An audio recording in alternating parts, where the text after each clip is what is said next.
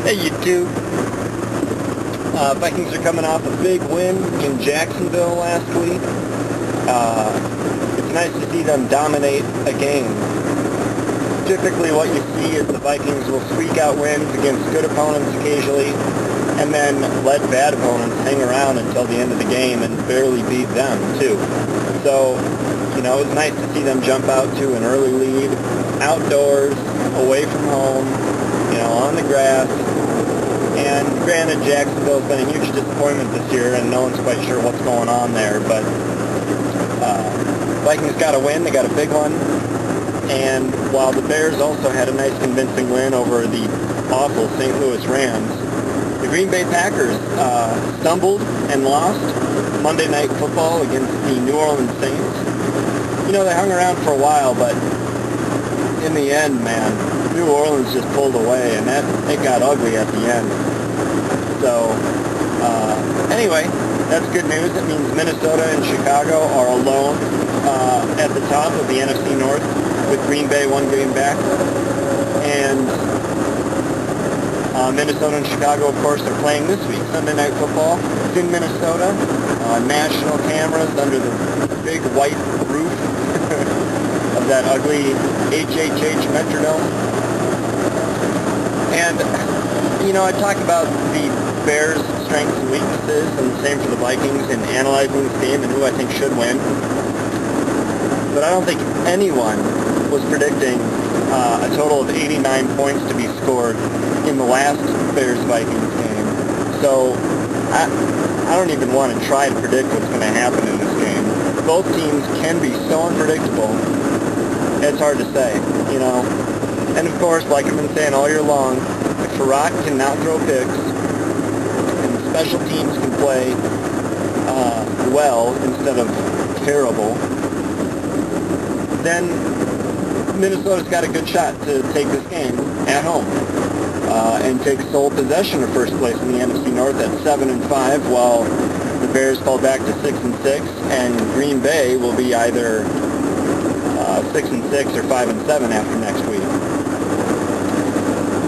From there on, honestly, Green Bay's got an easy schedule. Chicago's got a fairly easy schedule, and Minnesota's got to play Atlanta, Arizona, and the New York Giants, who, barring some colossal meltdown, are all three going to the playoffs. And Minnesota also gets Detroit. Now, I say gets Detroit. They barely beat Detroit earlier this year, and only because Orlovsky ran through the back of the end zone. So, Detroit may have its woes, but they've been playing competitively the last few weeks, and it's hard to ignore them. You can't look past that game. So, Minnesota gets this win against Chicago, and they can take care of business with the Lions. Then they just need to steal a victory on the road at Arizona.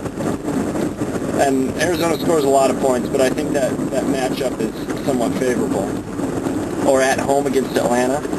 Atlanta's very good, but they've shown weaknesses. They do have a rookie quarterback, and it's winnable. Or in Week 17 against the Giants, when hopefully they have nothing to play for because they have the #1 seed in the NFC clinched and will want to rest their starters before they have to start playing in the playoffs. So, beat the Bears, beat the Lions, and get a win out of those other three games, Atlanta, Arizona, and New York, and that's a 9-7 record. If they can somehow steal 2 wins out of those 3 games I just mentioned, well gosh, that's 10-6, and I ought to be good enough to win the NFC North. But 9-7, they've got a decent shot too.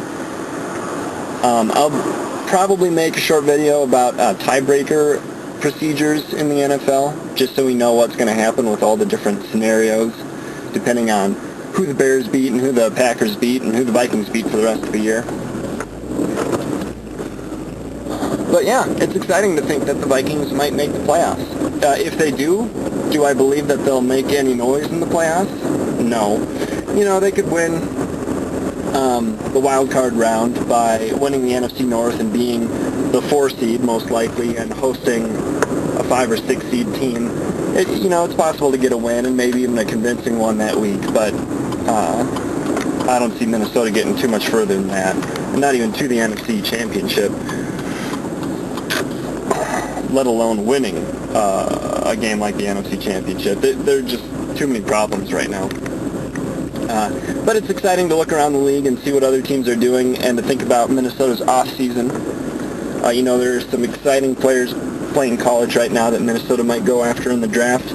And there's some exciting quarterbacks who look like they might be leaving their team. Donovan McNabb and the Eagles seem to be coming to an end.